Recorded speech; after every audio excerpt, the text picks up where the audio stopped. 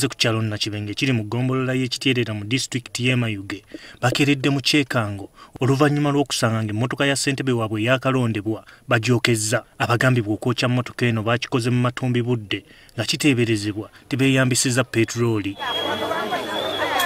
Kibadde saa 7 gw'obwire n'awulira ekibugaatuka otiitasi n'asitukiramu njira okugula olwigi ng'omuliro gugemera iti emmotoka eri kubala itinerere. Mukazi wange atuuke twaleeta amaadi twalina okuzimya ki emmotoka eyo n'abantu abatuukire. Charles Kalebi yalondebwa wiiki ewedde ku bwa ssentebe we yafuna obululu 138 ate nga munne gwe yali avuganya naye Issa Nakibengo n'afuna 38. Abatuuze balowooza okwokya mmotoka ya ssentebe waabwe kyandibanga kirimu empalana z'ebyobufuzi. Kasita twamala okulonda nga tuviire mu nani waliwo akakuukuubo nga kitutegeeragana.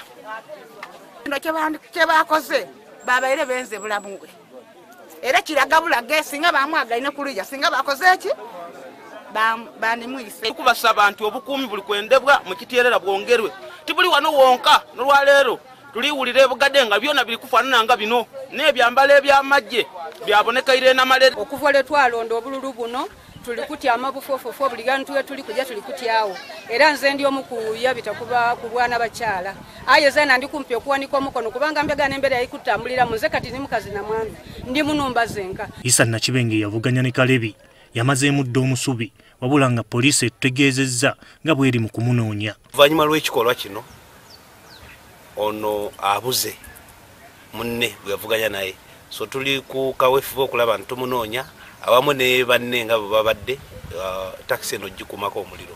Olukiiko lw'ekyalo lukedde kutuula okukubaganya ebirowoozo ku byokwerinda mu kitundu kino nga luno lwetabiddwamu ne poliisi.